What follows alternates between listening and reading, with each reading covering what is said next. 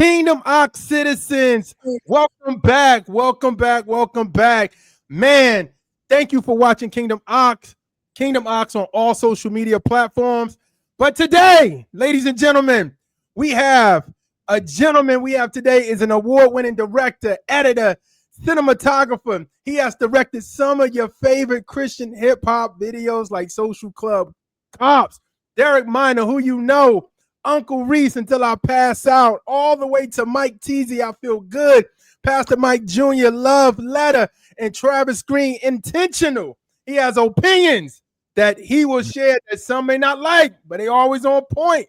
I call him the Hype Williams of Christian hip hop and gospel genre when it comes to that lens, that music videos.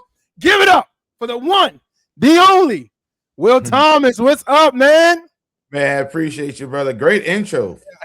Finally, somebody actually does some doggone research. You know how many times we get interviewed and they're going to ask, what have you done? And I'm like, you go to my Instagram or to my website. You know what I mean? Yeah. 2 minutes of interview research. You know what I mean? I appreciate that. Track Stars cares about me, man. But we go way back anyway. So yeah, man. Yeah, it's been one of those things where I'm like, I take anytime I interview somebody, I take privilege in like really doing research on them, their background, and different things of that nature. So yeah, man, I really wanted to make sure that always the intros and stuff like that is good to go. You know what I'm saying? No, I appreciate that, man, because it's just one type of thing. Those are just pet peeves of mine. Yeah, people be asking, and you be like, because I do a lot of interviews for documentaries and whatnot. So when I'm doing an interview, I don't want to spend 15 minutes just talking about who they are. I want to just kind of get to the meat of the conversation. Yeah, like here, like you did, give a rundown, but let's get into what we really want to talk about here. Not okay. where were you born, you know what I mean? When Yeah. did you get saved? And all this, I was going to ask those questions. I think people want to know, man. If people don't know Will Thomas, let's get a 5 minute. But that stuff is not out there, so I mean, I don't have this stuff out there in public. So yeah, we can definitely, you know what I mean. Let's get the five. I'm gonna let you get to what you want to get to. I just want the 5 minute introduction of one. How did you grow up? Two, like, did you always know directing was it? I heard backgrounds that you used to rap, so I just want people to hear your backstory before we get to the good stuff. That's good stuff too, but yeah. Oh yeah. Also, how do I can't see you on my screen. That's good. That's good. This I always tell people. My format is more of a Vlad TV type where you're the focus. Oh, okay, gotcha. So, yeah, you're just gonna hear my voice and stuff like that. So yeah. Oh, okay, they don't do no Vlad. So yeah, Wilson, we heard you had cocaine. You know what I mean, on that shoot you were doing Maverick City. Don't come at me like that, man. You know what I mean? We didn't have cocaine. We just had like Kurt Franklin's. You know what I mean? Plug. It was the best weed, but that Dallas weed is something different, brother. No, people. He playing, y'all. He playing. I don't know if he playing. I know the summer. Oh my God. You know what I mean? Then you know on Proper XL, you'll see a picture of me and Kurt Franklin. You know what I'm saying? And then the next slide would be a weed, you know what I mean? Dime bag or something like that. Shout out to Proper XL too, man. I love what they're doing. Yeah, so I mean, man. So a quick rundown. So I was born in Long Island, New York, Smithtown, Long Island. Okay. Moved to Jacksonville, Florida when I was 3 years old. Gotcha. So that's where I grew up at. So I'm pretty much, you know what I mean, Florida boy. My parents, both being from New York, my dad was in the military. And we wound up moving to Jacksonville, Florida to take care for him to be close to his mother. Gotcha. My grandmother. Okay. And during that time, my father and my mother wound up getting born again while we were in Florida. And that's kind of how I got into church. The church background was evangelical Christian. So this is around the wave of when mega churches really kind of started booming, when you had the Kenneth Hagins, Kenneth Copelands, the Carlton Pearson, around that era. You know what I mean? And Carlton Pearson was a favorite, obviously, because he was Black. You know what I mean? And he was somebody that they followed closely. For majority of my youth, I would sit there and say it wasn't until I was in, 13, 14, to where they started finding other people to listen to. You Mm. know, in the beginning, that was kind of the background that I had. I personally actually gave my life to the Lord when I was a kid in elementary school. I Mm. didn't really fully commit really until I was a preteen, 12, 13. I committed because I mean, I grew up extreme poverty. Mm. You know, I mean, food stamps, having the lights turned off for extended periods of time. There were several Christmases we didn't get any toys, any no gifts, no new Oh clothes. wow. You know, Wow. so I grew up in a position of my parents are not going to be able to help me. My parents are Mm. not going to be able to supply my needs. You know what I mean? Yeah. So it wasn't so for me, it wasn't unusual, you know what I mean, to have lights on in the morning and then come back home that evening and the lights are off and we were using candles and we're eating grits because grits can be made, you know what I mean, very easily. Yeah. Uh, and so that was kind of my childhood. So when I was 12 or 13 years old, what happened was I got to the place where I'm going to the church, I'm hearing what these pastors are talking about, and I remember just talking to God. Didn't even know Mm. God was real, but I just remember talking to God and saying, "If you're real, show me who you are." Mm. But Wow. what I told God that I don't want to be like these older people because I learned very early on being in the hood, you can't trust older people. You know, Mm. these crackheads will rob you. You have adults who sit there and do. I mean, real talk. You know what I mean? So just because someone's older than me, I did not automatically give them my respect because Gotcha. I'll be at the basketball court and you see these 50-year-old Negroes coming on the court trying to holler at 15-year-old girls. You know what I Mm. mean? Yeah. And you know, so my perspective of adults really became distorted. Mm. So I knew I couldn't trust adults. I knew I couldn't lean on my parents. So I said, well, if God, you are real, I need you to prove myself because the people who are in my life, I can't trust them to look out for me. I Mm. can't trust them to take care of me. I can't trust them to be parents.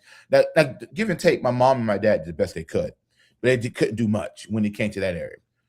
Um, and my mom specifically told me about God. You know what I'm saying? But I just knew that if this wasn't right, then I was going to do my thing. Well, make a long story short, he started talking to me. He started Mm. speaking to me. I started seeing miracles. I remember I needed money for lunch. And I remember hearing a voice in my head talking about do this, do that. You know what I mean? And I would Yeah. do it. And I got the lunch money. It was wild.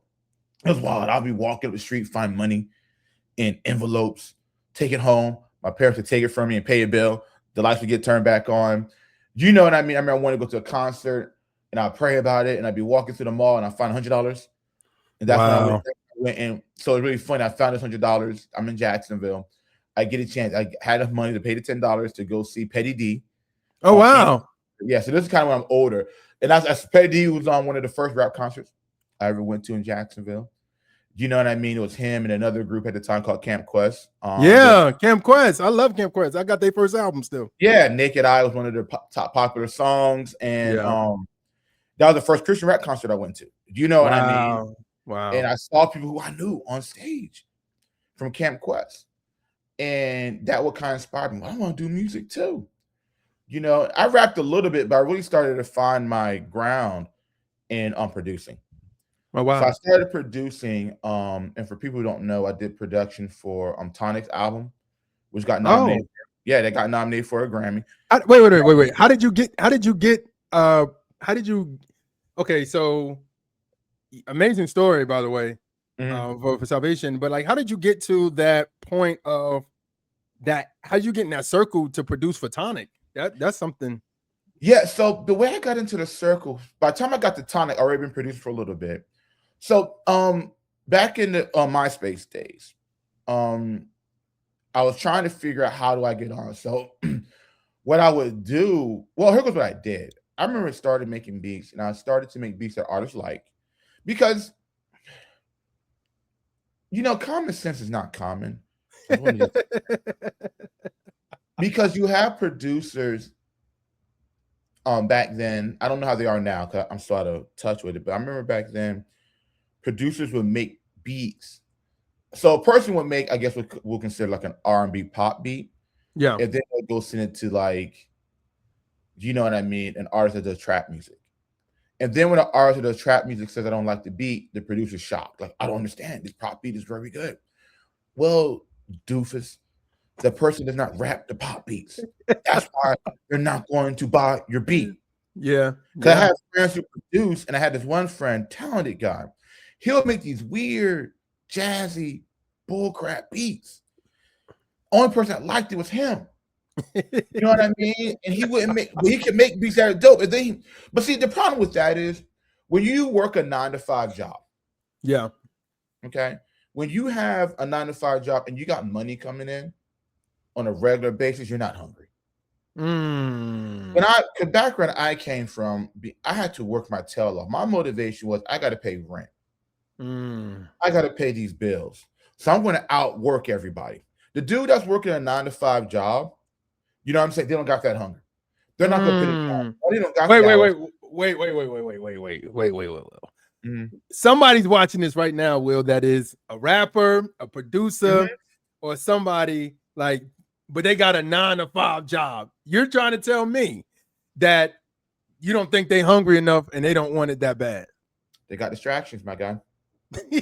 While they at work, I'm working on my craft. While they with their wife, I'm working on my craft. While with their kids, I'm working on my craft. While they out there at church, I'm working on my craft.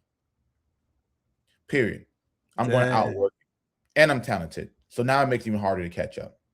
Period. Wow. That's the problem. Let's just be transparent. That's why when you look in the world of entertainment, you look at your favorite rapper, your favorite singer, more than likely they're not married.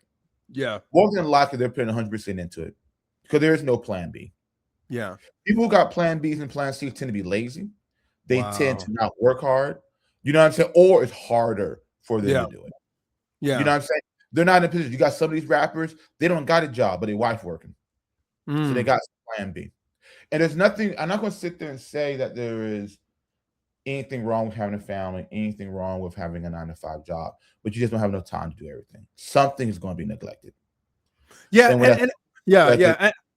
I agree with that. I agree that with certain extent. I believe that, but I do believe that if you, I think God will get you to a place where then that's when the 9-to-5 and the ministry will collide and you have to make a decision. But I do think for some people, I've heard pastors say to people like, hey, before you start that business, make sure you got something that can help it. You know what I'm saying? Because you kind of sounding like Dame Dash right now. Well, you know what? But you know what though? I feel okay. So first of all, pastors aren't businessmen. Let's just get that straight. Okay. Yeah. Pastors are very good. I'm just gonna be very generic. Pastors are very good at getting people hyped. Pastors are very good comment. Okay, let's just be transparent to a degree. They're very good orally at talking to people and getting people to do what they want because they do things and say things to manipulate people's emotions. Okay. I've learned that pastors aren't businessmen. And then the ones that are businessmen, people don't like because they just be too much. You know what I'm saying? And that's the thing. And that's the problem. You know what I mean? I'm not going to go to my pastor for business advice. Especially a pastor that's running a church and he can't even get his own members of a church to do what God wants them to do. But Will, he got wisdom. Will, he got wisdom, or she got wisdom. Yeah, he got wisdom. Like what's that guy's name? Oh man, I'm about to diss the pastor. I can't remember the doggone name. Anyway, yeah, they got wisdom, and then you find out they've been sleeping with the chick in church. And you find out, you know what I'm saying? They have been stealing money. Yeah, that's the kind of wisdom I want to follow. Okay, gotcha. Or that pastor that come out talking about we're going to start having a weed farm. You know what I'm saying? In a state where it's legal. Yeah, let's listen to those people. Yeah, let's keep following them, man of God. You know what I'm saying? Yeah. We don't have any standards for anything because we live in such a place where we got nowadays we have what we want to do with the kids and it's jacking everybody up. Where you do a competition, everybody gets an award. You're in a place where everybody has to, you know what I mean, win. That's not how life really is. Yeah, I agree with that. They're not working hard and they're losing, and they will never attain their dream. Yeah. Because the narrative wanted to take and do the sacrifice it takes to get where they want to go. Show me in the Bible where anybody in the Bible had it easy. Show Yeah. me someone in the Bible that had to work for it. Yeah. Show me. Show me one person in the Bible that just had it easy and did the bare minimum to get where they got. Yeah. That's real. There's no place in the Bible, but in American Christian doctrine, okay, that they're teaching kids that if you sit in your room and do nothing and just pray, you know what I mean, and don't do anything to get better at what you do. Yeah. You know what I mean? Don't do any sacrifice. You know what I mean? Because they're not going to sacrifice what they dream, right? And what they really want to do, what they think they are. Are they going to sacrifice for Jesus? Yeah. Are they going to be the ones that are going to stand on the front lines? You know what I'm saying? And sit there and deny the Antichrist when persecution is going to come? Are they going to? We're living in the days of Daniel. You know what I mean? Where we are in a Babylon country, and these people are coming out saying, bow down and worship these statues that we built. Yeah. Majority of these Christians, rappers, pastors are going to bow a knee because they don't want to lose their social standing, and they're not used or been trained to sacrifice. That's real. No, you're telling the truth, because I feel like there's a place where we are, as you know, I remember a message my church did a series on Revelation, and I remember the pastor was talking about how, you know, you're gonna have to make a decision about, do I feed even your family? Do I sacrifice the love of Jesus, or do I sacrifice my family starving? I'm gonna have to pick when that time comes, when they say, hey, you need to get that mark to eat, buy, and all that other stuff, or what are you gonna do? And that's a real revelation to a lot of people. Is like, do I really love Jesus enough to say, you know, him before my starving kid, him before my, you know what I'm saying? Or you just have to figure out how to feed your kid, but you not taking that mark. And I think right now, bro, I think I laugh at it when I hear people say this. Like, everybody think it's not going to hit America. Like I'm like, bro, like, y'all think is persecution happened to our brothers and sisters in Africa, Asia, Europe? You think that's just not going to happen in America? Like, or they think we're going to get raptured before that happened. And I'm like, why would God just look over at America and like, oh, they too, I'm going to save them more than anybody else around the world? That's crazy to me. Man, let me tell you how I learned a lot about us as Christians in two ways: politics and COVID. Yeah. It's amazing how when COVID happened, which was a common cold, right? I had to take the vaccination for work. I had to do a lot of jobs in LA. So I took one of the shots. Okay. Yeah. But it was just amazing how quickly COVID happened and all of a sudden God became powerless. You know what I mean? It became to where now Christians were just following whatever the government told them to do. Yeah. It's amazing. You know what I'm coming from? It's amazing how quickly we crumble over a code. And I'm going to be transparent. COVID is still here. Yeah. COVID is still killing people. But because the news channel that you watch, Christian, is no longer talking about it no more, you stop caring about it. Yeah. But it never stopped. Yeah. It never stopped. That just showed me how weak we are mentally, how weak we are spiritually. Yeah. You know, COVID, we're not even talking about getting our heads chopped off. Yeah. We're not even talking about having a bank account shut down. Yeah. COVID. Okay. Yeah. Oh, well, but I knew somebody that died. Yeah. I knew people who died from it as well. Yeah. But here goes the thing I'll say about death. I'd rather be in heaven with Jesus than here on this sorry earth. The only reason why I'm here on this sorry earth, because there's people out here who are not Christian, who need me to minister to them. But I really relate to Paul. When Paul talked about, man, I'd rather be in heaven with Jesus right now than be down here. But because y'all need me, I'm going to be down here. But that's what I'm saying, because we value this fake matrix that we're in so much that we get so in love with this bull crap, which is pretty much 99%, 100% lies. Yeah. You know, but we're so in love with this world. We're so in love with this place that we'd rather hold on to this life than to be with Jesus. I'm not saying you do suicide. I'm not saying kill yourself, because we need to be here to help people who are on the way to hell for eternity. Yeah. Talk about eternity. No matter how bad things get for me on earth, okay, there's still hope that tomorrow could be better. Yeah. Okay. Now, if you're mentally depressed, you don't have that feelings. You know what I'm saying? Yeah. Get saved. Okay. Yeah. Yeah. Were to die, you will be with the Lord. Yeah. Okay. And I think in my opinion on suicides, just real quickly, I feel like it's mental illness. Yeah. Just like if I was sick in my body and I'm a Christian, did that mean I go to hell? If I'm sick in, you know what I mean? So if I'm sick in my mind, does that mean I go to hell? Let's think about that for a second. I don't believe so. Okay. When I read the Bible, it did not sit there and say that thou theest is sickest and the body is you go to helleth. You know what I mean? It doesn't say that. And we know mental illness is a real thing. Yeah. Okay. But I think but I think also too, man, I what I was starting to realize too, a lot of stuff I dealt with in my life is confession to other people can weigh that weight off of you more than anything else. And I feel like sometimes that's the thing that we deal with in as Christians, we don't tell people we weak. You know what I'm saying? Because if you tell somebody you weak, Will Thomas is weak. He weak in this area. What? Like because people are so super Christian minded versus like when we read the scriptures, there's everybody that had to go through their faults. They had to go through their thorn on their side. You know what I'm saying? And I'm not saying sin. We're not thorn on your side is not sin. Thorn on your side is like mental illness. Thorn on your side is like physical things that you deal with that like sometimes people may not want to share because they don't want to look weak. You know what I'm saying? Yeah, and I think that's because the way the church has cultivated Christians. Because I don't think Christians believe. Well, I'm not gonna say I don't think Christians believe.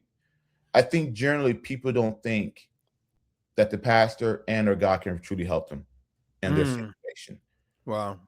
And then I think because they don't have I'm not gonna say a true relationship, a strong relationship with God, they don't want to go to Him first, then go to people, because their pride speaks louder than what they're reading in the Bible. It's pride that sits there and says, I'm not going to ask for help. It's pride that sits there and says, I'm not going to let people know I'm weak. That's pride. You know what I mean? That's what pride is about yourself. It's about how you're going to look to people. It's how you're going to peer to people. Yeah. And that's something that we have to all deal with. And I think there's no sin that happens to anybody that's uncommon to everybody. Yeah. You know what I mean? And the first lie that Satan tells me anyway is that you're the only one going through this. You're the only one that's dealing with this, and there's no help for you. Yeah. I have to acknowledge that that's a lie and have to acknowledge that Jesus is the answer and that He's provide people and resources here on earth to help me. Yeah. You know what I mean? I don't want to be so spiritual. You know what I mean? I just read the Bible. Right? It's no different than the person praying all day in their room for God to get them in their creative, don't do anything else. You know what I mean? It's not like you really hate lazy people. Well, it's not that I hate lazy people. I see people very entitled. Oh, got you. They have the nerve to get mad at God when they've done nothing. I've seen it all the time in this entertainment industry. I've seen it with these rappers. All we got to do is go to rapzilla.com and look at the, upcoming artist list. Yeah. 10 years ago, and look at all the artists that were on the top 10. They didn't pop because Lecrae didn't sign them to a deal. You know what I mean? I have a homeboy that says he had his I don't know if you know him. His name is Q Flow, and he's been on our platform before. And he was talking, and he had a IG live, and he was talking. He's like, some of y'all think Lecrae holding you back. Lecrae don't know you. Because you just ain't dope, or you're not making movements. I mean, let's just be transparent. Well, first of all, we're going to come back to Lecrae talk. I want to kind of circle back. So, MySpace. Okay. Yeah. I'm on MySpace, and I remember praying. Because I was scared to put my beats up online because I was that guy that Lecrae was holding back. And then that kind of mentality, you know what I mean? Lecrae don't even know who I am. But this is back before Lecrae. Lecrae was just coming out, so this is about 2009, 2010ish. Oh, Lecrae been out since then. No. Actually, it's earlier than that because Lecrae. I was doing film by 2009, 2000. So this is 2006, 2007. Okay. 2005. Okay. We'll say between 2005 and 2007. I started doing film in 2008. Okay, so during that time period, I remember making beats, man. I'll try to make like 4 to 5 beats a day. Kanye style. Yeah, dude, I was grinding it out. I mean, I was doing the work hard. You know Yeah. what I mean? I was grinding, but I wouldn't play the beats. I played beats for people in my local area. Yeah. I wouldn't put my beats online because I was scared that if I put it online, someone's going to steal it. You Oh, know what I really? mean? My little MySpace page with my top 10 friends. You know what I mean? I maybe had like 70 people Yeah. or friends on there. You know what I mean? Yeah. And I'm scared that they're going to steal my beat. So I didn't put my beats online. I didn't want nobody to steal it. Wow. You know, and I remember praying one day, being broke, not making any money. And I'm praying to God, I said, God, what am I doing wrong? I didn't say what I'm doing wrong. I said, God, why don't you, Lord? Why aren't you? Da da da da da. Because it says in your word, yeah, da da da da da. I Yeah. give a lecture on how he sucks. And telling God, the creator of all things, who gave his life for me, that you're suck and that you're holding me back. You know what I mean? Before Lecrae. Yeah, before the Lecrae held me back, it was God. Jesus was holding me back. My goodness, you know what I mean? So I never forget during that prayer, he didn't say anything. And I never forget, I got this thought. How about you put your piece up on MySpace? Get thee behind me, Satan.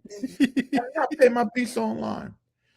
And then I heard the voice. It was like a Peter experience to the degree. I heard it like 3 times. And then by the 3rd time, I started thinking about it. I heard this other Holy Spirit was talking to me. Yeah. And says, what are you scared of? I said, I'm scared of people stealing my beats. And then the voice sat there and said, so you don't think I can protect you? That hit hard. That hit hard for me, because through my life, it was all Jesus taking care of me. It was Jesus who got me into college. That's a whole nother story. It was just everything in my life, all my monuments, you know what I mean? Yeah. And my relationship all started from the standpoint of, Lord, I need your help, and I'm going to trust you and step out in faith. Yeah. Sit there and says, oh, you don't trust me. You don't think I want to take care of you. Humbled me. So I remember I picked up 3 beats on MySpace, scared still. I did it fearfully. And the beats weren't stolen.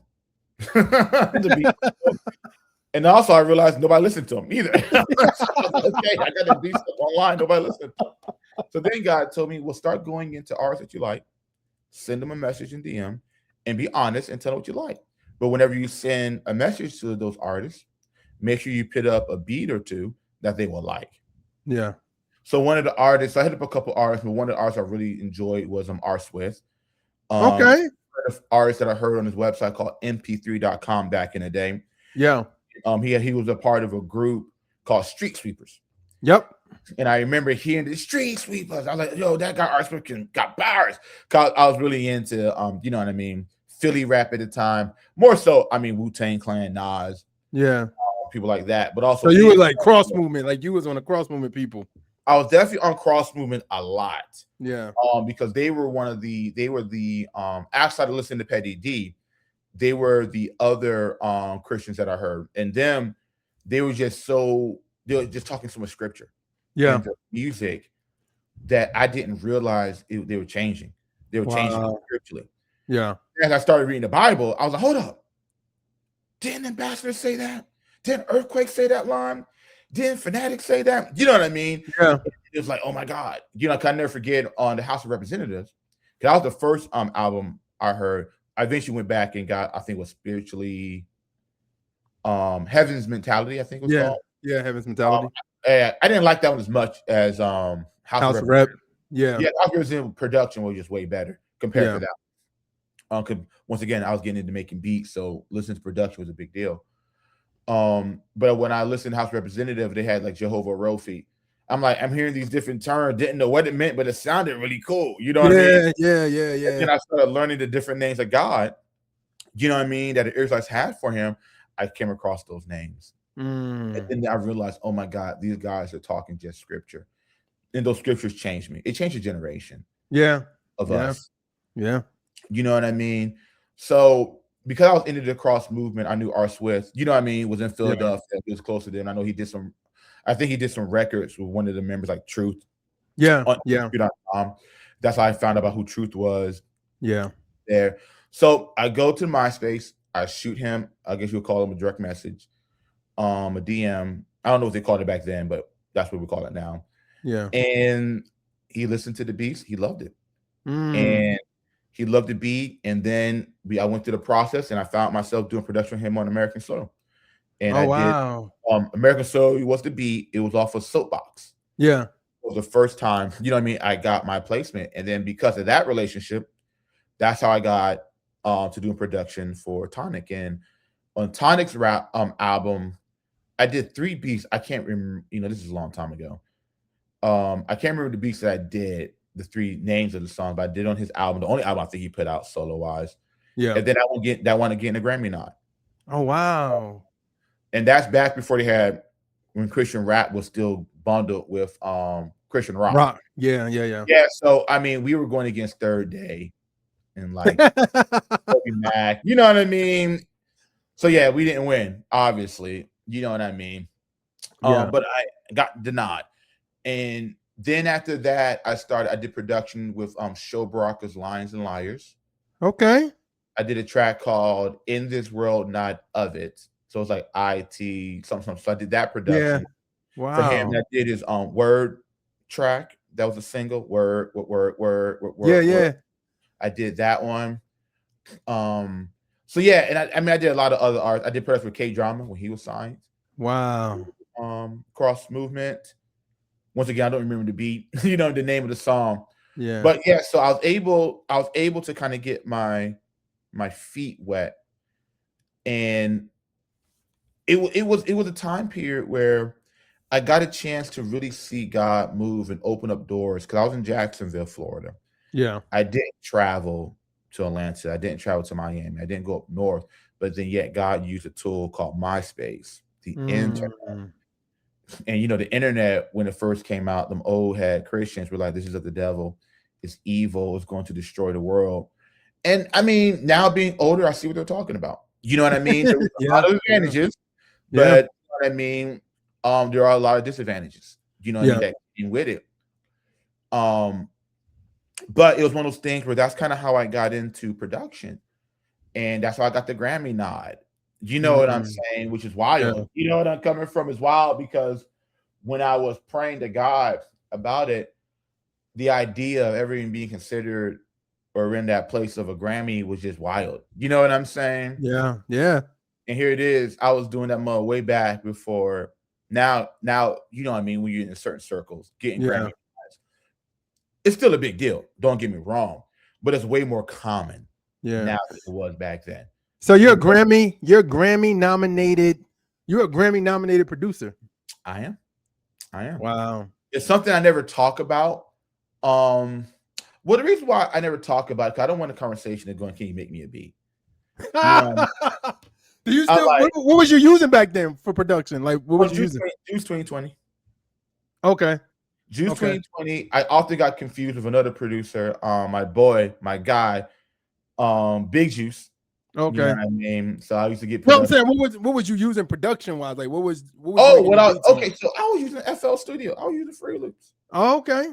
I was using Free Loops. That back then, people were trying to tell me, "Oh, you got to use an MPC, or you got to use a Reason." You know what I mean? That was very popular back then. You know what I mean? And I went and started using Free Loops. Yeah. And I just worked the heck out of it.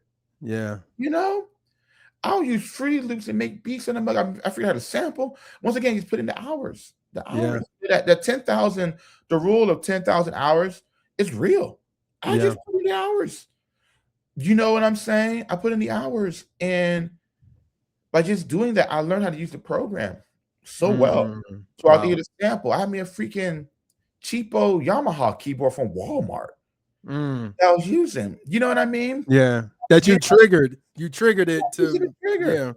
Yeah. You know what I mean? And I remember people, you know, they'll go and get that's a reoccurring thing that God's been doing my whole life.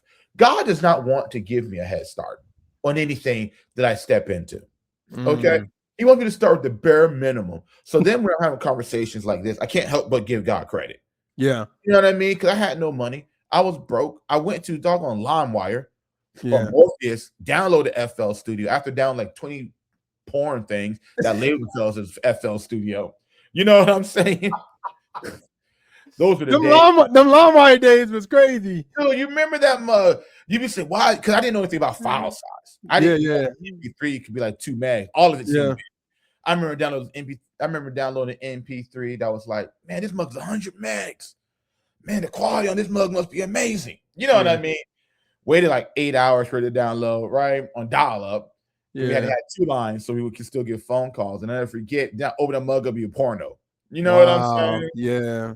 Anybody that downloaded a lot of LimeWire knows what I'm talking about. Yeah, and that's the sad part, that people were tricking people because you thinking like, yo, FL Studio, I can download this and get it, but somebody really put that in there to make it look like Look at FL Studio. You know what I'm saying? Yeah. So yeah, you know, I mean, after a couple of those, I got the program and I started making beats on it. And people told me, because there's always the status quo that the world has. Yeah. That here goes the ingredients, the stuff that you need to be successful. And Jesus says, or the Bible, well, Jesus is the word, but you know, the word says, I take the foolish things of this world to confound the wise. I take the weak things of this world to bind the strong. Yeah. When you look in the Bible, God never took the people who are most qualified. He always took the people who just sat there and said, God, use me. Yeah. Unfortunately, some of us are just way too talented for our own. I'm glad I didn't have the advantages. I would have been lazy. I would have not did as hard, or I would have had a low expectation. I'm glad that I didn't have everything handed to me. I'm glad that I wasn't the most talented, the most smartest person out there, because then I would rely on my own ability. Yeah. I would have relied on my own skills. And then if that would have failed in certain situations, then I would have sat there and said, oh, it must not be God's will. Yeah. Or the Christians love to sit there and say, you know, God's not giving me the grace for it. Yeah. You know, I mean, we find a lot of ways to cop out of situations. For me, I was always in a place of, even with you know what I mean, doing a production for our Swift, I was always in a place of, I gotta grind. Yeah. And improve myself. Now there are disadvantages to that, because then now you become so dependent on working hard. Whereas there's going to be times where God's going to tell you, like in Psalms 23, just rest. Yeah. You know what I mean? By the green pastures. Yeah. Drink from still waters. You know what I mean? Chill. Yeah. Yeah. You know what I'm saying? There's passages like Isaiah 41:10. You know what I mean? He'll lift us up with his right hand. Fear not. You know what I mean? For I'm with you. Yeah. I'll lift you with my right hand. I'll take care of you. Yeah. Because there's a lot of situations God's going to throw you into where hard work is not going to be enough. It's not going to be enough. You're going to need to come into the authority of God like Moses, the authority of God like Joseph. You know what I mean? The authority of God of Jesus, right? Yeah. Peter, Paul. Yeah.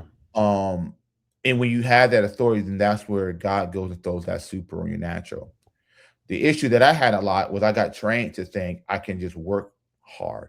Well, there are spiritual ceilings. You know what I mean? Especially in the entertainment business that Satan has placed, because he understands the power of the business, because obviously he was an entertainer. Yeah. Where it's going to take prayer, supplication. You know what I mean? Yeah. It's going to take those times of being in your prayer closet. The only way you're going to get through. Working hard and talent ain't going to be enough. It's going to be a spiritual battle. Wow.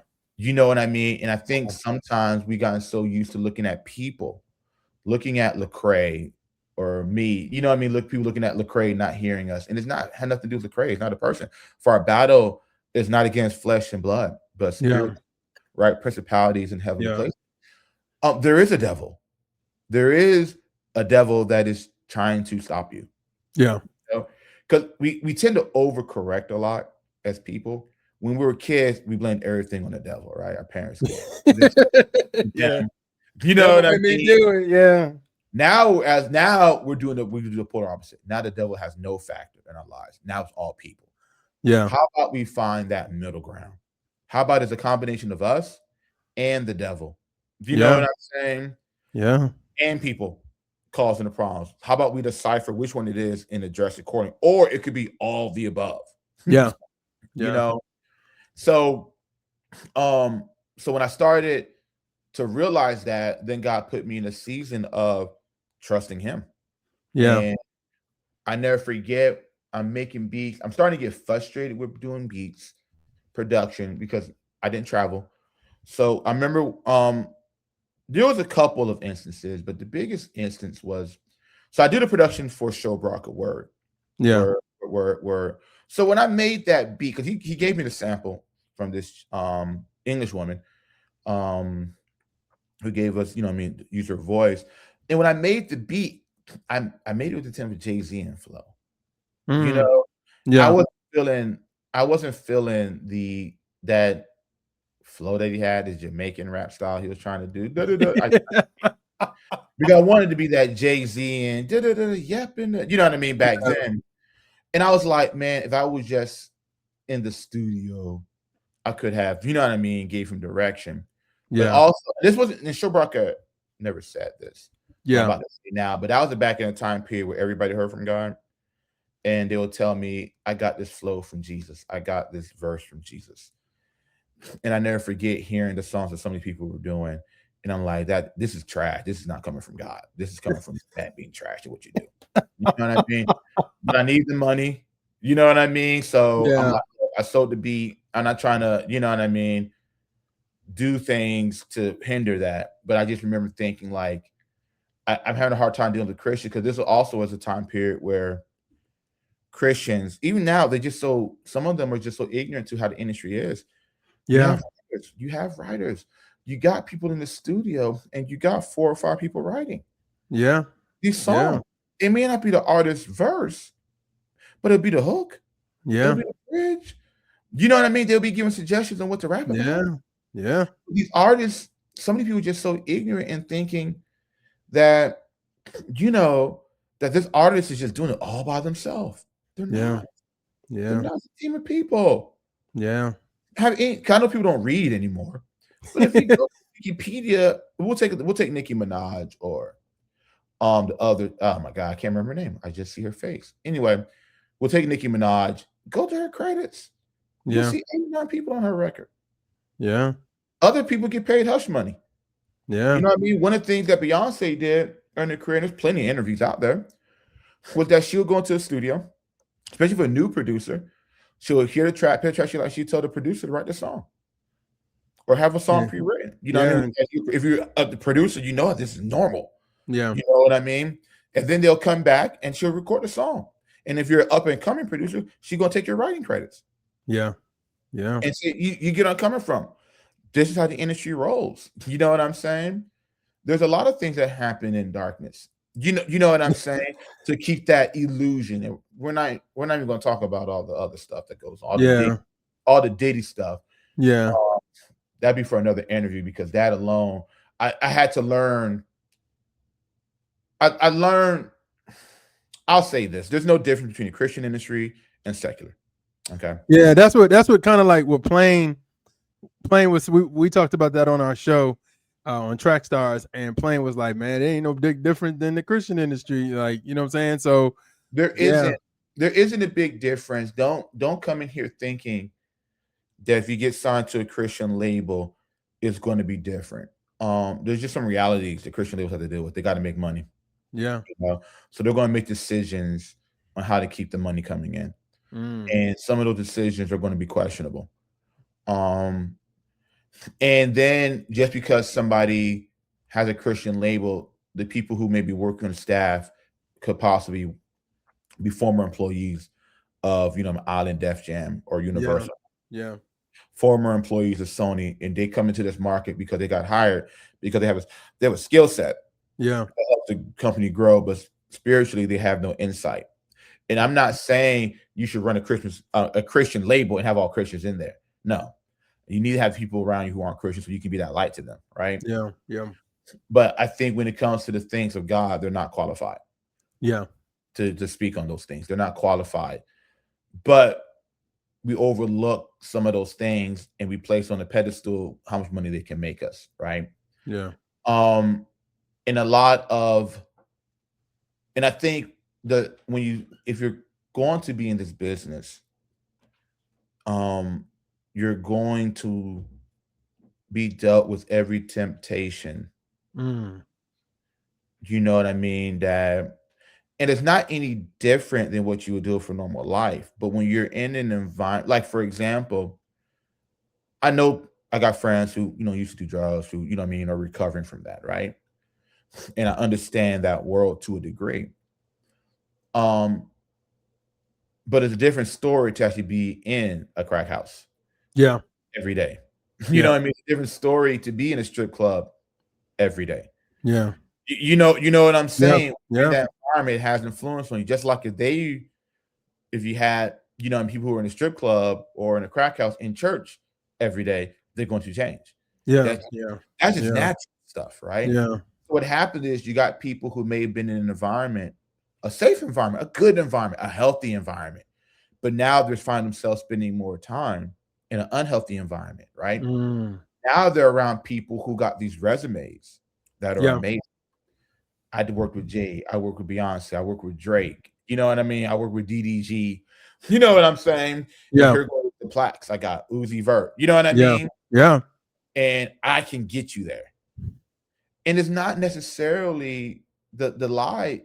You think, here goes a contract. You're going to sign with the Illuminati instantly. No, it's a slow fade. It's a slow fade, right? Yeah. A slow fade would be you're in the studio and this one chick comes in pertaining to guys and females. Y'all think about sex just as much as guys do. Don't I mean? Some of the horniest girls, some of the horniest people I met have been females. Okay, I'm just going to say that straight up. I've met some horny females that are thinking about sex more than I am. Okay, that's crazy. I mean, surveys came out that is like, I don't want to quote the number, but it was an extremely high number of females that look at pornography. Oh, okay. Wow. Yeah. You know what I mean? We can Google search it. It's not the conversation. I just want you to start. So let's stop thinking. Once again, right? All sin, all temptation is common. Yeah. Okay. Obviously, King James was written in a masculine tone. You know what I mean? I'm not getting into the whole Jesus sex thing. Okay, I'm not going to get into is Jesus a girl, because he's not. He's no sex. But with Jesus, the man was a man on earth. Spiritually, I'm not going to get into that. But we know that was written in masculine tone. You know what I mean? And we know also time of the culture, it was very referred to men, right? Because they were the ones that had a voice. They were the ones that had power. Yeah. You know what I mean? But that includes women too, right? Yeah. So you know what I mean? So you're in the studio, you're working on something. This chick comes into the studio. You kind of give it a little bit of a longer glance than normal. You know what I mean? These people pick up on that stuff. Yeah. Or they had drinks in the studio and you sit there and say, I don't drink. But then you find yourself, you know what I mean? Hey man, they kind of put peer pressure on you to drink. Then you do it. And then you do it because what they have to offer you, you want. I don't want to, when it comes to the drinking part, I want to compromise a little bit. It just be a sip. You know what I mean? That chick or that dude that comes into it's just a look. Yeah. Over time, it becomes a look to a stare. You know what I'm saying? Yeah. So now you're in your mind, because then Satan will start putting things in your mind. Your flesh will start putting things in your mind. I want to holler at her. You know what I mean? Yeah. And then you don't know that that was a setup. Yeah. Especially, and I would say this, especially if you are a man that's not used to seeing those type of women that you only see on television, but you now see them in reality. I think that's a big difference from like the women, like the women that you're used to seeing in your normal every day that you like are like, oh my gosh, she's pretty, versus the women you see on television are two different things. So when you see somebody on television in reality and you like, wow, that person's in reach, then like you're not used to seeing like those type of, made up women like that. You know what I'm saying? So I think that temptation comes very quickly, especially to, like you said, well, to anybody, but it comes to a man because you like, I've never seen that person. I only seen that person in magazines, online, on TV. I've never seen him in person, and that person is right there, and that person is flirting with me. So it's like, you know what I mean? It's no difference, like I said earlier, than going to a crack house. Yeah. Going to a strip club. Yeah. When you're in the environment, you're going to experience things that you wouldn't experience when you're coming from a good one. Yeah. And you know what I mean? The music industry, the entertainment industry is all about control. It's all about how can I control you? Yeah. It's no different than when rappers were giving artists who never had money a gold chain, a car, and a house. It'll all be in the label's name. It's no different. because people who don't have anything or come from poor backgrounds, you know what I mean, are more likely to be tempted. Yeah, that's You real. know what I'm saying? That's real. But they're going to try, and they're just not people who come from poor backgrounds. Let me just clarify, from people who come from, any background where they're in need, or they have a strong desire that what the person is offering. Because something my father said to me that I'll never forget. He sat there and said, he told me, how does a con man con somebody? I was like, well, how? He goes, when the person they're conning is greedier than the con man. That's real. You know what I mean? We all think about our lives when we have been tricked or fooled. It always goes back to you want something more than the person who's selling you the lie. Yeah. Is what you give up. And that's what happens. You know what I mean? And the temptations that come, it's not impossible. I mean, it's not like there are a lot of people out there who I'm you know what I mean, who had those temptations and resisted. Yeah. You know what I mean? It's not like it's impossible. It's not like, but the problem is you're going into an area that you're not prepared for. You're going into an area, you're going in, you know what I mean, to a place that you're ignorant of. Yeah. And I just thankful to God that as my career has went, I was able to be exposed. But once again, my background is not trusting older people. Yeah. Right. Yeah. Just think about it. Everything that happened in my life as older now, I see it. So I already come into a situation leery and not wanting to trust anybody. Wow. And because remember, once I was a kid, just because you're older than me does not make you wiser, right? So when I go into a situation, you know what I mean, with a label or in film, just because you're established does not mean you're smarter than me. Yeah. Because I came to the realization very early on in my career, if I never achieved, you know what I mean, world recognition, that's okay. I'd rather be in heaven for eternity than a lot of these people. Yeah. Who are going to, I'm not going to say a lot of people, but a lot of people, I would say people in the industry who are going to stand before God and sit there and say, I cast out demons in your name. I prophesied in your name. And God's going to sit there and say, I never knew you. Yeah. I never had a relationship with you. Man, I think we take that. I think sometimes we need to take that scripture and flip it because I think we got some people who was like, I don't cast out demons anyway. But now it's going to be like, you rapped, you made beats, you directed, you went on missionary trips, you did all this. I don't know you. And that's what's going to happen. Yeah. And because there's a lot of people in our business of entertainment that are professional liars. They're going to say and do whatever. You know what I mean? And I think sometimes, and I take this with a grain of salt. Sometimes we give people too much benefit of the doubt. Yeah. Once again, when you're greedier than the person on the con, we can look at all the flags. Yeah. We can go look on. It's amazing how you got some artists that do a lot of collaborations with mainstream artists, and the Christian artist, quote unquote, you know what I mean, the Christian quote unquote artist changes, and the person in the mainstream stays the same. Yeah. You know what I mean? I'm just saying, like, when I look in the Bible, nobody encountered Jesus and stayed the same. You hated him, and you wanted to kill him, or you threw yourself at his feet. Yeah. But there's so many of these secular people can just interact with Christians for weeks at a time. They don't change at all. Not everybody's Nicodemus. Not everybody's a Nicodemus out here. You know what I'm saying? Yeah. I mean, let's be real. Let's take it even off of Jesus, the disciples. When people got around the disciples, like they got around Paul, their lives were like changing. Yes, either it's gonna, like I said, it came down to you gonna change or you was gonna run away from it. Yes, that was it. Yeah. It's amazing how lukewarm the scripture we have become. Yeah, you know what I mean. Yeah.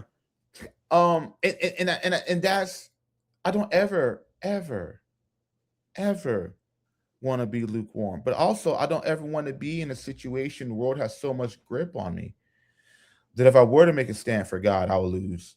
Yeah. I would lose everything in the world perspective. I mean, honestly, as believers, we need to be in a place of constantly, we want to lose everything for the Lord. I mean, we look at the rich man. A lot of us Americans like the rich man. I pray. I know the scriptures. I did all these things. And God says, give up your treasure. your riches. Yeah. And the riches is just like what you're alluding to, Jeremiah, was whatever that's important to you.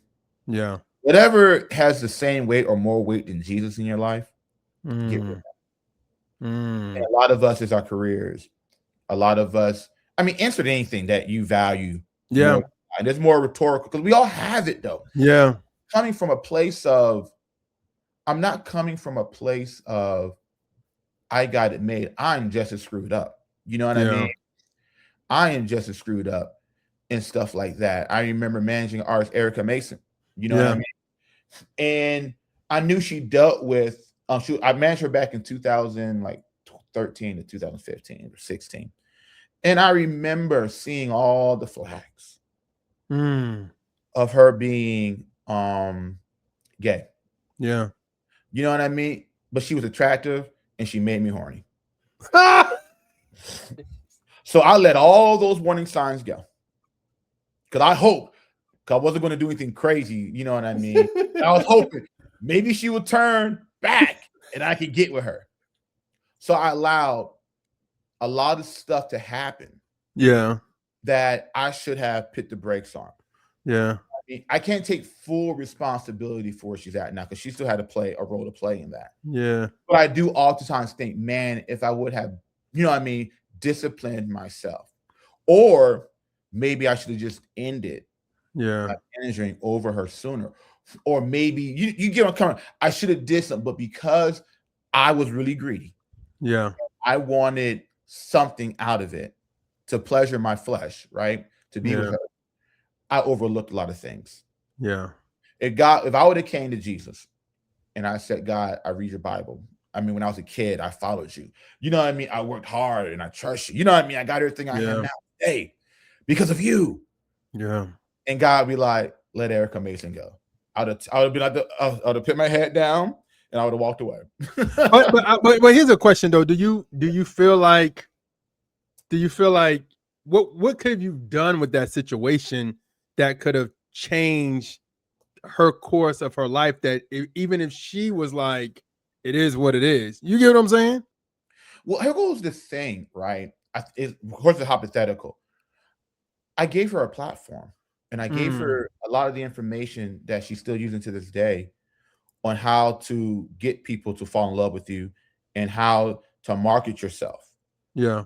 I just use it. I mean, I've been doing it for years. So I know how, you know what I mean, to work with people and their flesh. Yeah. To manipulate them. I'm basically what I am is a marketing guru. Yeah. You know what I mean? I've done videos, I've done beats. I know how to make people feel certain ways. Yeah. You know what I mean? It's the anointing that changes people. Yeah. I realized God's talent made me talented in this area where I can sit there and do things to make people feel a certain way. Yeah. And then, it's anointing. It could be anointing. I mean, for my work, I tend to work with God, right? But I just learned people. So there's a lot of things that I taught her. So one of the things that I taught her was that the best way to get your best fans, find the ones who consider themselves to be victims. If you find those victims and you be that leader, you be that person that's going to show them the way to wherever you're trying to push them to, they will almost die for you. Because people who are victims, who got that victim mentality, who've been through things, they're vulnerable emotionally. Wow. The one thing about people is we are governed by our emotions. So much. We don't, you know what I mean? We throw it out. My emotions is the reason why all the warning signs I saw with Erica, I stayed in it because my emotions were stronger. Yeah. That's the problem right now, is that people are so driven by their emotions, you can be manipulated so fast. That's true. Everything you're saying is true, because I have a background in marketing and helping people come up with marketing plans for products and stuff like that. But I think the question also is, do you feel like even as the industry have seen her, like not even like even in the God, like I remember seeing her at the Stellar Awards recently, and maybe like a year or two, and I was just like, do people know? Like, do they care? Like, you know what I'm saying? People in Stellars are gay and lesbian. So I mean, I'm just being transparent. Like, you think they're all straight? Like, for real, do you think people? No, I mean, I know. I mean, they're Christians. And on the front, you don't see those gay A&Rs. You don't see the gay stylists that coming from the mainstream. Oh, that's right. Yeah, they're all holy, right? No, Okay. no. I get I that. get I yes, understand. yeah. How did I not know Dude, I've heard conversations with people talking about the gospel music industry and whatever. But I'm just saying it I think about the people like the Tonys of the world, where people blackballed them because he was saying what he said about his reality and his life. And people was like, well, if that's what you're gonna do, we're gonna blackball you. But now it feels like it is what it is. Tone got blackballed because his fans were Christian and didn't know how gay he is. But the same black people, we're going to just use black people, who put him out are the same ones when they go to church on Sunday, that gay guy singing on the pulpit. But because he's talented and he has not done anything to offend you, you accept him. It's amazing how we got moving goalposts for everybody. Yeah. We just take a look at Michael Jordan versus LeBron James debate. Yeah. Michael Jordan, I'm not gonna go deep, has won 6 championships, right? But you compare him to when Boston had their run. Yeah. They won 11 rings. Does that make them better? But it's a moving goalpost. Yeah. You know what I mean? That's all this is. It's just a moving goalpost. Got you. Know what I'm saying? We got different rules for different people. Yeah. That's why when we start reading the Bible, it makes some people mad when it talks about sin. Yeah. Because it sit there and says in let me get this. I'm going to go ahead and just tell you direct scripture. You know what I'm saying? Let's see. Yeah. I'm going to go to scripture. Okay, because I like to quote in scripture, first of all. All right, so James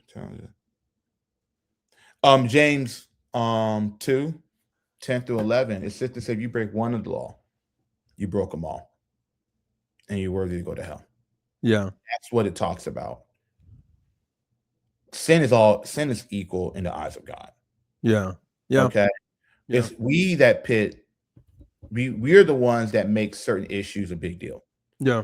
And I'm not going to say we're inherently wrong about it, but the reason why I feel like God brought it up is that we're all deserving of hell. And it says in Luke that he that loveth little, he that has been forgiven a little, loves little. And he that's been forgiven a much, loves much. Yeah. If I was dealing with a sin that was, destroying my life, and God gets me out of it, I understand how bad that sin is. So when I hear somebody else tell me about the problem they're going through, happens to be similar to what I went through, I love them much. That's real. You know what I'm coming from? So what happens a lot of times is that we look at certain sins, we give it a certain. Well, I never struggled with that. I never been a murderer. You know what I mean? If I was a murderer and I got out of jail, knowing I deserved to die for what I did, I'm going to have a perspective of murderers. Yeah, you know, and with the industry and Christians, and when I mean Christians, hopefully people can follow. I'm not necessarily talking about common Christians. Yeah. That aren't, and I'm talking about the ones that are really gearing more towards people who are in the industry in a lot of the conversation I'm having. Yeah. You know what I mean? If you're just somebody that listens to an artist, you know what I mean, and you just don't know. Yeah. Cause I love Tonic music. You know what I mean? Yeah. Before he became Beat Slate. Yeah. You know what I mean? Because he was somebody that can rap, he could sing R&B, gospel. He was one of those unique unicorns. Yeah. In the music industry. The problem was he went through a crisis in his life. Yeah. And you know what I mean? Crisis, his father died. Yeah. Then he became the lead pastor of a church. You know what I mean? Yeah. So then there was breakdown. Back then, I'm like, oh, how can he do that? You gotta stick with God. And then when my mom passed away, 3 years ago, I hit rock bottom myself. You know what I'm saying? Yeah. Now, when somebody sits there and says, I had a crisis in my life, a family member died, I so understand. Yeah. Because I know what I went through. Yeah. The depression. You know where I'm coming from? Yeah. And so when it comes down to Erica, I don't know if I could have changed anything. I don't know. Yeah. You know what I'm saying? I still pray for her, man. Yeah. And I pray for her because she got into that place because of life experiences that she's had, Yeah. the trauma that happened to her. Yeah. And that's how a lot of people, you know what I mean? She's one of many females that I've met over the years that has struggled with that Yeah. because of what happened to them as children, Yeah. bad experiences. You know what I mean? And I still pray for her because Satan can Satan can have a hold on you your whole entire life, but then and just do everything he can to hold you. But then one encounter with Jesus, it's all broken. Yeah. It's all Yeah. broken. Yeah. She could be. If she called you and said, "Hey man, I need a video," would you do it? It depends on what you want me to do for a video. Mm. I treat her no different than I would if Ti hit me up. 2 Chainz hit me up, which they have. You got to put that plug in. Hey, nah, wait. Hold on. You said if somebody, if Christian artists is around these secular people, they should be changing. So you Right. gotta have that same thing.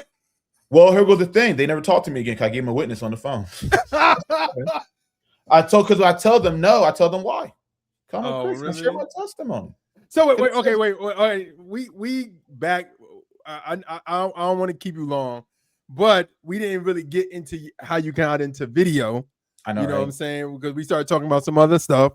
But I do want to talk about that, man, because I feel like you're so like a Will Thomas video. And like I said in the beginning, I feel like you are our Hype Williams, man. Your excellence of videos and everything. You've seen people come and go in this, but I think your staying power has been so strong over the years, man. I mean, I can't remember what videos looked like prior to you. I mean, I'm sure people made videos and different things of that nature, but yeah, you brought excellence in the standard to videos where people are now like, I gotta get me a Will Thomas video. You know what I mean?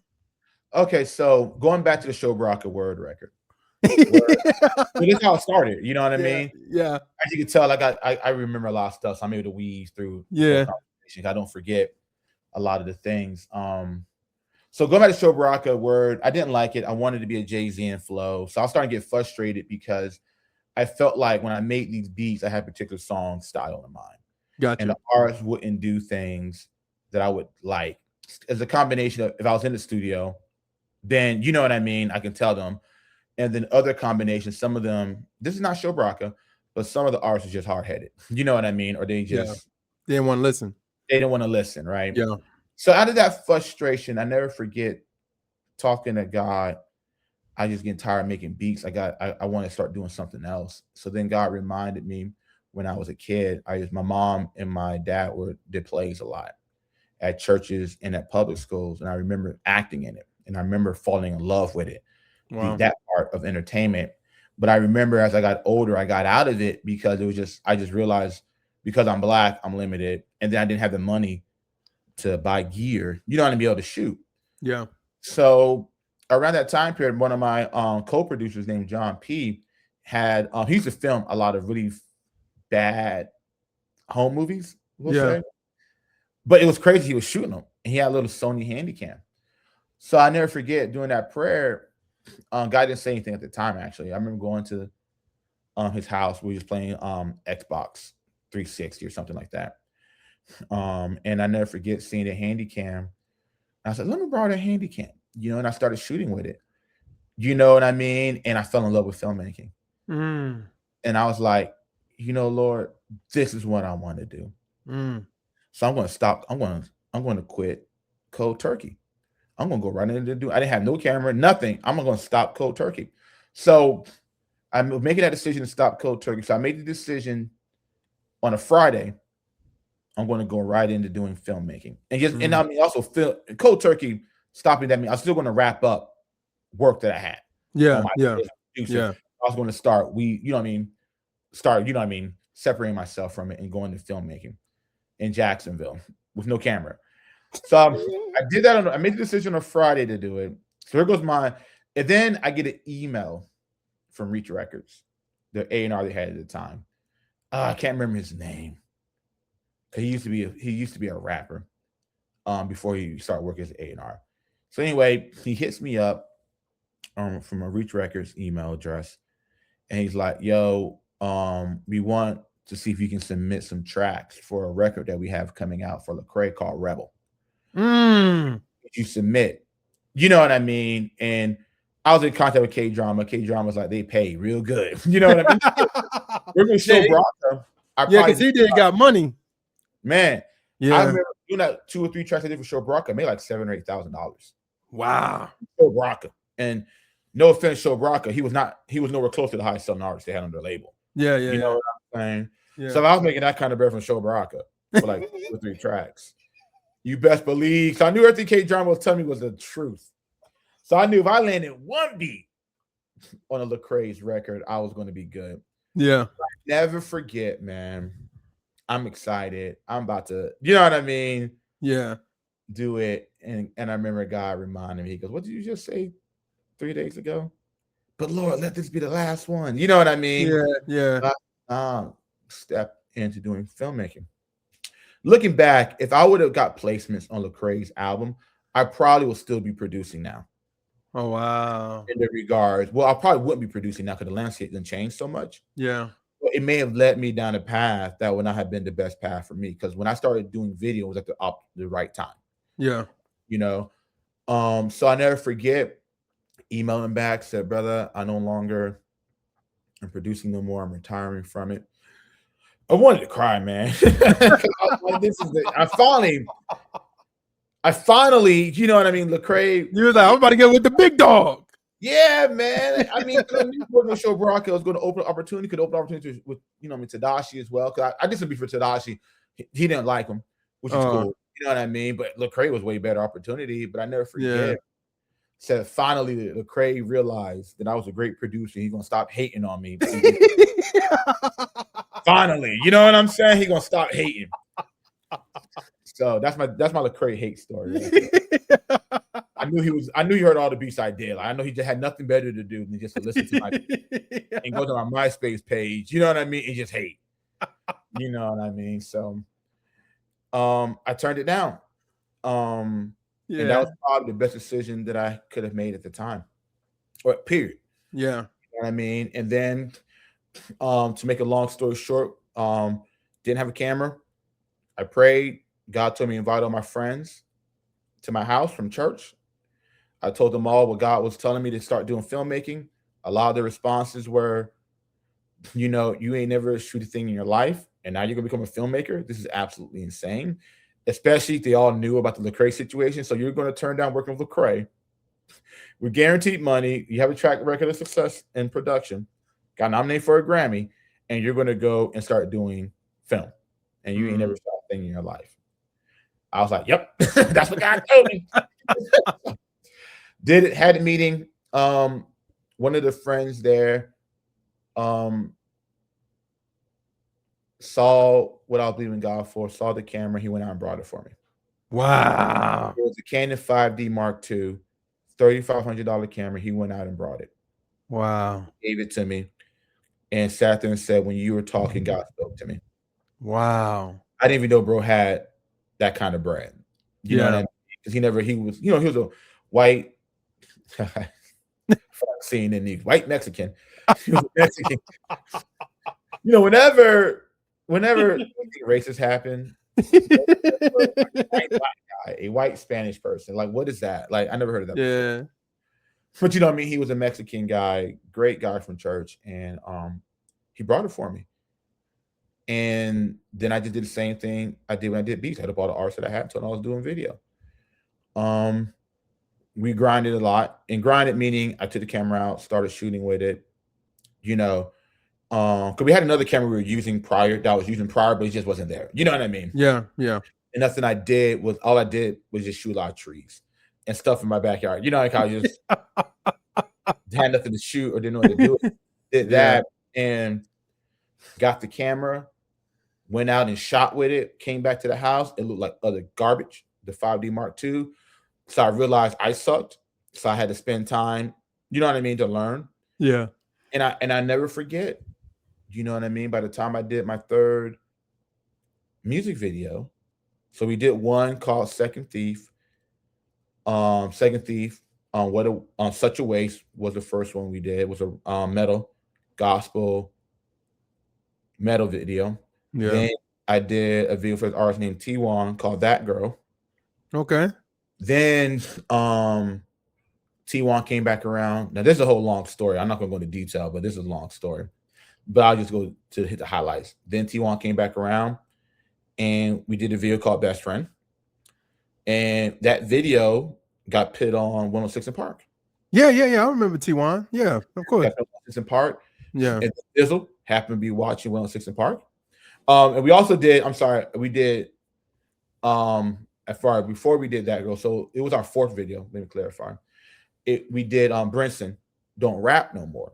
Then we did T1's That Girl. So Brinson his video was bubbling on thesouth.com for people who remember that great website. Yeah, man, we got our start on that bad boy too. Yeah. That was back in the day. I'm gonna take a little detour. That was back in the day when Rapzilla was just a bunch of a-holes. I love Philip. I'll never speak bad on Philip. You know what I mean? But I remember there were a-holes and they had this little, we want to do quality stuff. You know what I mean? And the quality stuff, you're going to post Reach Record stuff, basically. Yeah. And then KJ52. Yeah. And insert, you know what I mean? Other rappers that were signed to a little bit of a label that had, right? So basically, black guy, poor black person, poor Spanish guy, poor white guy, you can't be on this platform because you're not good enough. Yeah. But majority of other people, majority of people who are running things now was on thesouth.com. Yeah. Okay? Yeah. Let's be transparent. Yeah. They're on thesouth.com. Yeah. So, and I never forget going to south.com and seeing Don't Rap No More on the front page. That was screenshots of it. I posted a mug up on MySpace or Facebook, whatever was popping. Yeah. That's one of my proudest moments. And then when we did T1's, 106 in Park, Best Friend run, Thizzle was watching. And then Thizzle said, "Oh, is that the same dude? Space Cherry Films? Is that the same?" Yeah. For instance, film. He went and verified it. And then he got my number from somebody. And then I was doing videos with Thizzle. I Hate Your Crack. And then that opened me up to Flame. That opened me up, you know what I mean, to Truth. Yeah. Basically, that was my open door, because at that time, I was on BET once in the park before Lecrae, before Reach. Yeah. You know what I'm saying? Somebody that didn't have a label, somebody that didn't have as many fans as they had. Yeah. But here it is, God. And this is not a knock on Reach. So I want to be clear. It's just I did it first. Yeah. I don't really care about it in the regards of a place of being like, look at me. It's just God used people who weren't qualified, used people who didn't have a lot of bread, used people who weren't the best artists, the best director. You know what I mean? Yeah. And promoted us. Yeah. And that seems like a threat with you, bro. Like it sounds like that God has always like blessed you because you were the small person in the room, or God has blessed you because you used the smaller things that the average person would be like even going back to when you talked about producing, like, yo, man, you need to get on this MPC. You're like, nah, I'm good. I'll do Fruity Loops.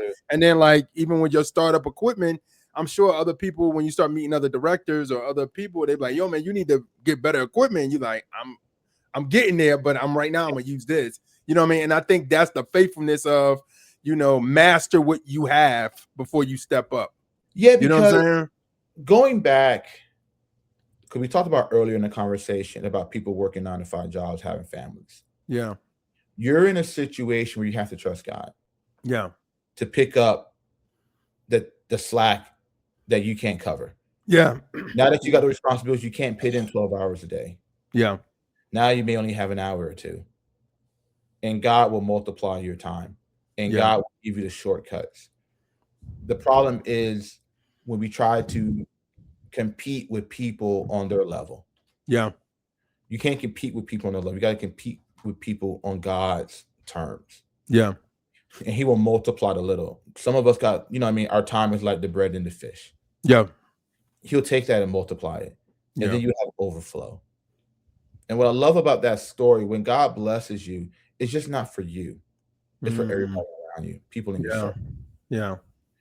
God bless me so that I can be a blessing to others. Yeah. God put me in position so I can be a blessing to help others, right? My goals were when I did filmmaking, because I had an underdog mentality, I wanted to help and do stuff with the Brinsons of the world. I wanted to do things with, you know what I mean, people who weren't reached. Yeah. One of the prayers that I had when I started out was I didn't want, because being a producer, you know, if you got to be on a Reach Records album, you became legitimate. You became legitimate, and then you can utilize that placement to navigate other placements, right? Yeah. With other artists, say, "Yo, I did production for Reach. I did production for Show Baraka, whoever. I'm good. I'm legit. If you get one of my beats, you get that kind of legitness too, because I'm legit, right?" Yeah. I remember praying to God early in my video career. This is before the BET thing. I remember praying and saying, "God, I don't want anybody to come and tell me it was because of that video I did for Lecrae, Tadashi, or Strictly, right? To sit there and say, because you did that video with them, you know what I mean? They gave you the ability to become a success because of that kind of, you know." And I said, "God, I don't want nobody ever come and tell me that. Never." Because I said, I don't want Lecrae, and this isn't, like I said, nothing to do with Lecrae. Lecrae don't mean know my name. But if he does know my name, it doesn't matter. You know what I mean? He gonna get you that call. One day you gonna get a call and say, "Yo, Reach Records, Lecrae wants you to shoot a video for such." That's already. You gonna say no? That's already happened. Yes, and I have not shot a video for Reach Records yet, so obviously, I said no. Got for you. various reasons. It wasn't because they're of the devil or anything like that. It's because, you know what I mean, scheduling. Yeah. I didn't think the budget was right. You know what I mean? More the technical stuff. They have reached out to me. You know what I mean? Not a lot in the recent years, but a lot of what they've done has shifted business-wise. You know what I mean? The artists have more control over their careers. Because back then, basically, they were A&R and everything. Now, with the artists they have, they allow the artists, they give them a budget and allow the artists to determine how they want to spend it. Got you. So you looking at their roster right now, you wouldn't want to shoot anything for anybody on their roster? Like shoot a video for anybody on their roster right now? It'll have to be, I want to do interesting songs. From my experience, okay, I don't know how it is today, but my experience for working with Reach, they really wanted to cater to a white audience. Got you. I learned, especially when I did the video with Few, 1K Few, I did a video called Fettuccine. Yeah. So you did a Reach artist. Yeah, I done Reach. I did KB as well. Okay. You know what I'm saying? But this was, Reach was not involved in the negotiation process whatsoever. Oh, got you. They had a relationship with Few. Had a relationship with KB, because KB got my information from Flame, because KB's first tour that he did was with Flame. And Flame was telling KB to hit me up. You know what I'm saying? Yeah.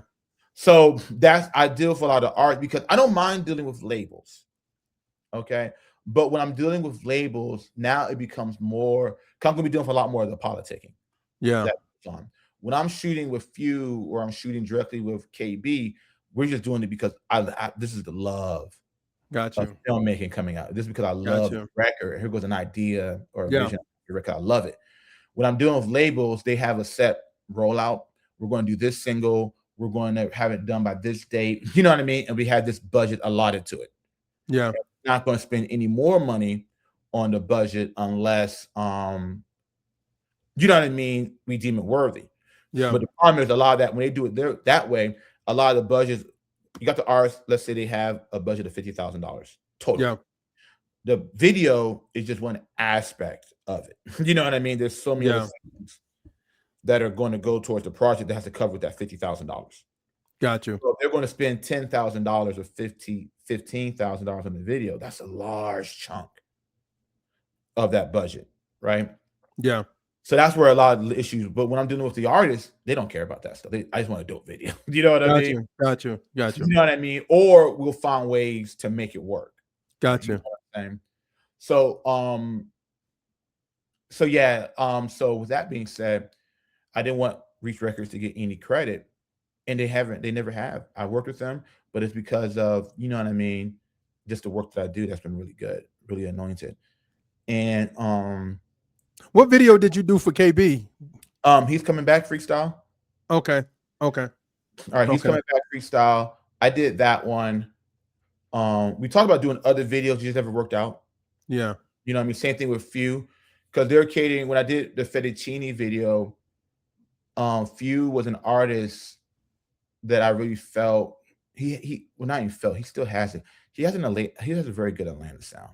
Yeah. If you take off the Christian label off of Few, Christian rapper. Not saying you should do that. That's another conversation. But I'm just saying, you just want to insert him into the industry. Yeah. Give him the bread that he needs. His sonically blends in perfectly. Yeah. Musically speaking, what he's saying lyrically is completely different. You know what I mean? But if I would just listen to his music and didn't know he was Christian, I wouldn't be able to quote unquote tell right away from how he sounds, right? Got you. And I think a lot of the artists nowadays kind of fit that mold. Yeah. Now that the years have passed. You know what I mean? It's really what they're saying now. Yeah. You know what I mean? I'm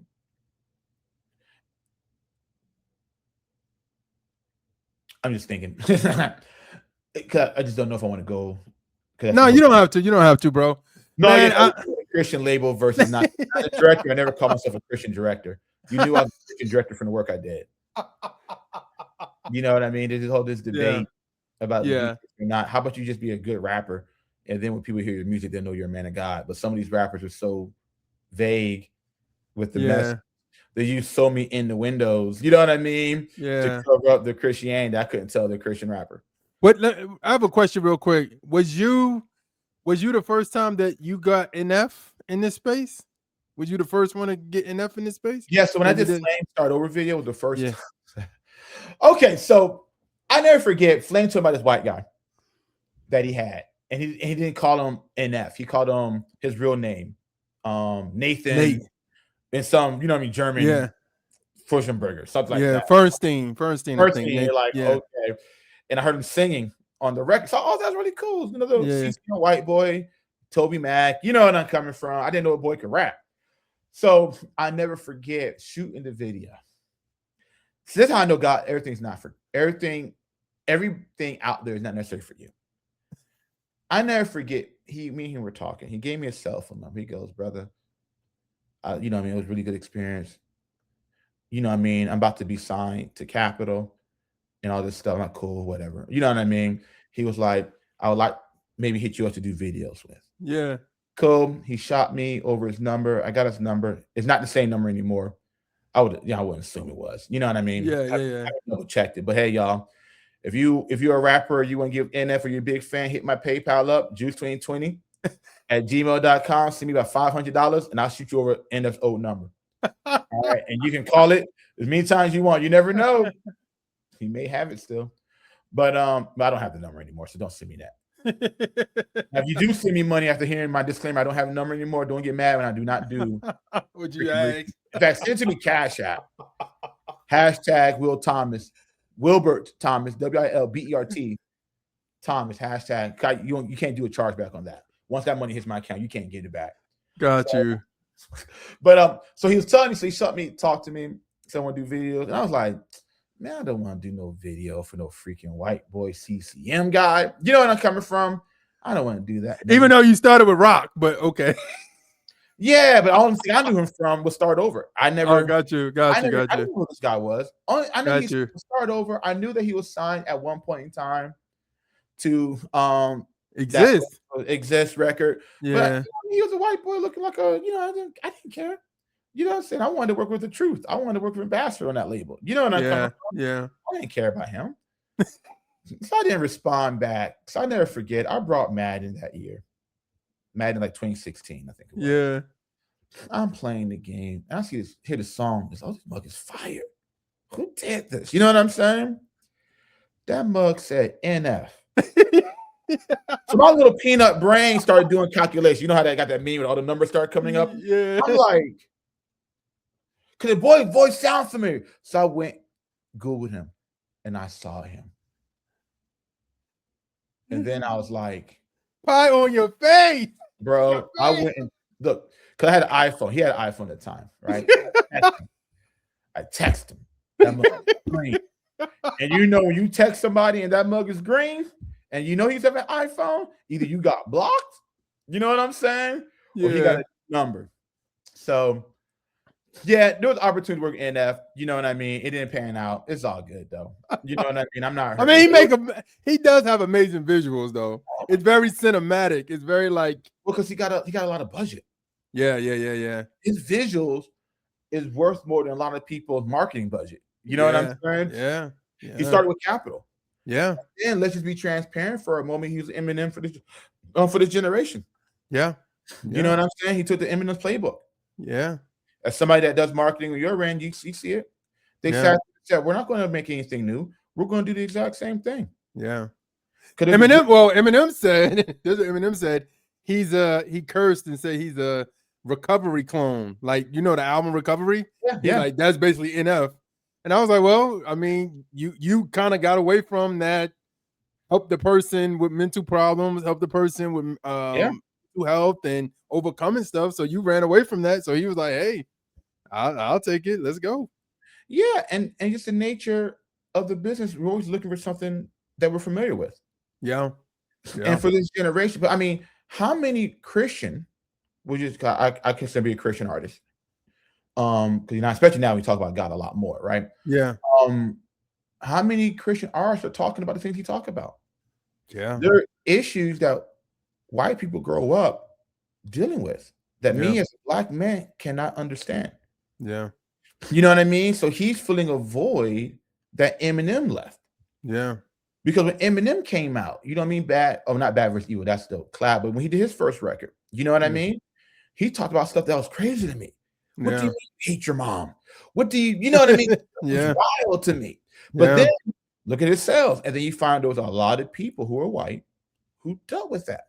Yeah, from that trailer park background, and his story was that and overcoming that and stuff like that. Yeah, so it's I think what people don't understand, and I'm starting to see this more and more, and I understand this as a marketer myself, is like people need to know your story. What is your story? If your story is compelling to people, regardless of your race, it's going to cross over to anybody if your story is compelling. Like I think I use Cardi B as an example. People knew her when she first came out. People knew, okay, she was on Love and Hip Hop, but she was a stripper, and they know her underdog story. People root for the underdog. Like I was studying Rocky recently because I'm thinking about a movie idea I have, and I was like looking at it. I was like, people really love that story of a coming of age story. Yeah, Scarface too. Even though Scarface was a dope dealer, people love it was influenced by the coming of age story of nothing to something. People will always love that. And that's why Jesus' story is the greatest one ever told. Yes. Because he was God who had everything, and he gave it all up to become nothing. Yes. And then he rose up. Because people forget that when Jesus walked the earth, there was no New Testament. He had not died yet, and everything he did was under the Old Testament. He had to fulfill the law. Yes. And it's not to knock what you're saying, but you look at the Bible, it's all underdogs. Yeah. Every story. It's all underdog stories because God built that in us. We want to root for the people who can't do it. Yeah. We root for the people. Like one of my favorite stories is Seabiscuit. You know what I mean? I love Seabiscuit because that's a true story. Yeah. You know what I mean? That's one reason why I re-esteem that story, because it should never have happened. It should have never worked. Yeah. You know what I mean? I love Rocky. I love Rocky 1. I love Rocky 2. You know what I mean? And Rocky is really funny. It's not even a boxing story. It's a story of a dude, you know what I mean? Yeah. That meets a girl and falls in love with her. Yeah. It's a love story. And you had two people who were very socially awkward. Because she was, you know what I mean, working at a pet store. Yeah. And she didn't know how to deal with people. You should be sheltered by our older brother. Then you have Rocky, who was a boxer. It wasn't even a boxer. You know what I mean? He was just he was a slugger, like a prize fighter. He was somebody that was an enforcer. Yeah. He got paid to beat people up when they owed the mafia money. But he wasn't very smart. And you had two people come together that, you know what I mean, that had various issues, but they became a solve of his problems. You know what I mean? Because one thing about Rocky was he was way more outgoing, and she was very shy. You know what I'm coming from? Yeah. And Rocky was kind of dumb, but she was kind of smart in the regards of showing, you know what I mean, giving him the confidence he need. And I understood why I won an Oscar. I understood why it did what it did. You know what I'm saying? But it wasn't. I can relate way more to Rocky than I could Apollo Creed. Apollo Creed was very talented. Apollo Creed had money. Apollo Creed can talk. Apollo Creed looked good. You know what I'm saying? He was popular. Rocky was none of those things. Got you. You know what I mean? And those are some of the things that make that story so dope. But it is a story that never gets old. Got you.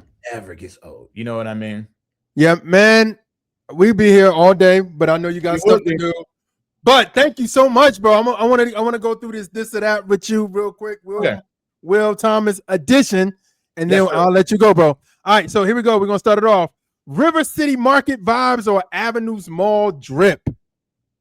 River City. Okay, River City. All right, Durkeeville soul food or Northside seafood? Durkeeville. Okay. Yeah. That's Jamaican. That's real. Okay. Hood. Jamaican and Caribbean food spot or a classic New York pizzeria? Oh man, I love both. Now, if it's in New York, if I'm in New York, the pizza. Because if I go to New York and go Jamaican, I'm gonna go Jamaican. Jamaican, okay. Yeah, I'm gonna have to go Jamaican. The more I think about it, I like the idea of just all the oxtail is like crap to me, man. That's crap. Gotcha. Okay. Murray Hill coffee spots or downtown black-owned eateries? Downtown black eateries, because I know a lot of people own those businesses that I want to patronize as much as possible. Got you. Okay. Editing at 2 a.m. or filming at golden hour? Oh, filming at golden hour. Wow. Okay. Okay. Shooting on location or in a controlled studio? Controlled studio. Okay. Controlled environment in general, I would sit there and say. Got you. Documentary style storytelling or narrative drama storytelling for your next faith film? So I got what I'm doing right now or just in general for my next film? No, I'm just saying between these two styles of storytelling, do you like documentary style storytelling or narrative drama storytelling? I like them both. I like documentary a lot because you can take anybody and do a documentary with. And I think fact is crazier than fiction. Yeah. But I like narrative because then I can formulate the story the way I see fit. So I'm gonna go narrative storytelling. Yeah. For my next one, you know, I think that would be really, really what I want to do more exploration on. Got you. Okay. Party people or who you know? Shout out to Derek Minor. Who you know all day. I didn't want to do party people because Derek Minor, I gotta just go on a little bit of real rant. We only did party people because he established an audience with Reach Record fans. Got you. That's the kind of stuff they like. Got you. Who you know was the Derek Minor? That was old Derek. Yeah. You know what I'm saying? That was pro. You saying that was pro? Pro. And I felt like him going to Reach Records destroyed his brand. You know what I mean? It destroyed his brand so much. We gotta bring that healing for Reach Records. Dude, yeah. It's just reality though. It's the reality, man. Yeah. It's reality, and the pressure that he was under was extreme. I got stories. Yeah. Tell some of those stories himself. But the thing about it was, so real quick, the Situation Pro was under the only other artist that was released or let go or left the label was Show Baraka. Yeah. Okay? And for a period of time, Show Baraka just wasn't it. He was taking a lot of notes. Let's just be honest. Dude never got back to the level of where he was at when he was Reach. Yeah. Okay? So Derek Minor was under an extreme amount of pressure to not be Show Baraka 2.0. Wow. Okay? So things happened where some people messed up their finances. So they went from having an X amount of money to having little money. Yeah. Okay? So when we did Who You Know, it reminded me of a Future type of sound. It reminded me of the old Pro that I love. Got you. And I didn't want to do, I was going to do Party People, but I was like, it was cool. The idea was cool. I think that video was a landmark in our genre because I had never seen another Christian rap video had that many artists from that many different labels come together for a single video. Yeah. That they all were not directly affiliated. You know what I mean? Yeah. They're all from different areas. But yeah, Derek was good at that though. He's still good at that. I always felt like he always was like you know when Swoop was trying to do the whole same team thing. I think he is on that all the time. Like he really did that. You can credit to Derek. I'm going to take my credit for this. I was the one to put all that together. Okay.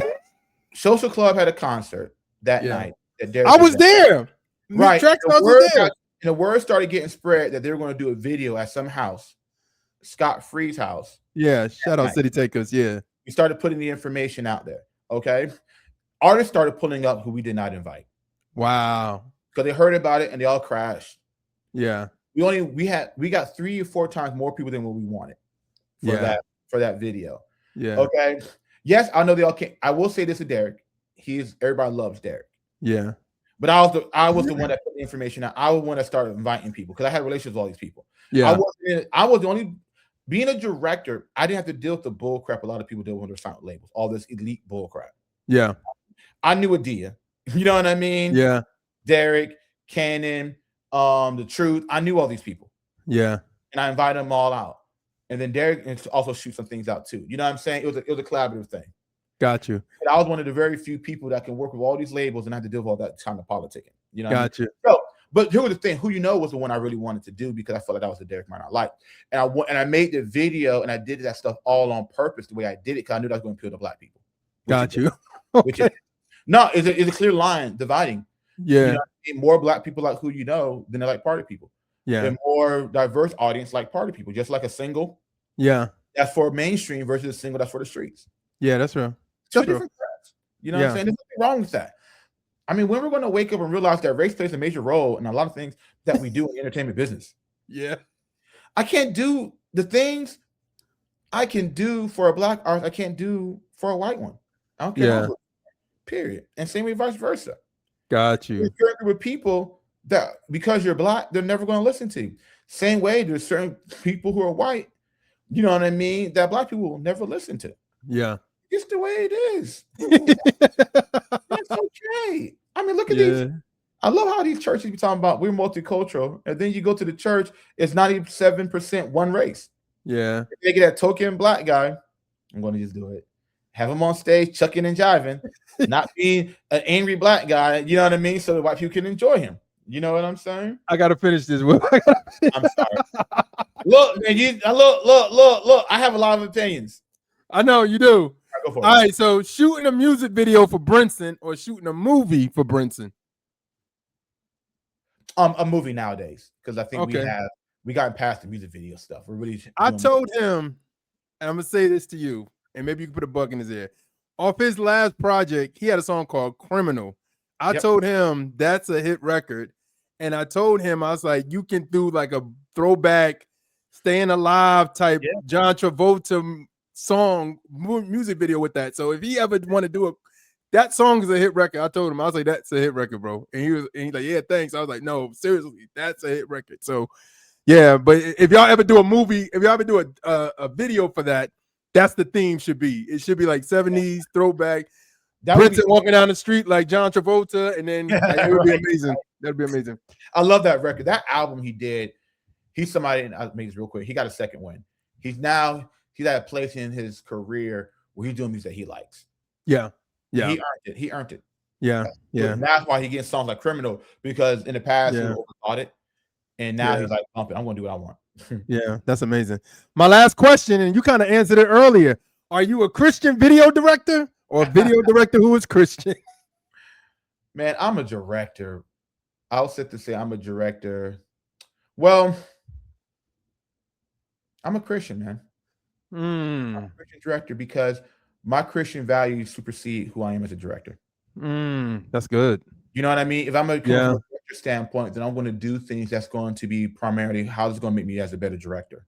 Got you. I'm a Christian director because my Christianity is going to heavily influence me as a director. Got my ideas, my goals. You know what I mean? What I'm trying to accomplish. Because if I was a director, then I would have did stuff with 2 Chainz and T.I. despite the content of the material.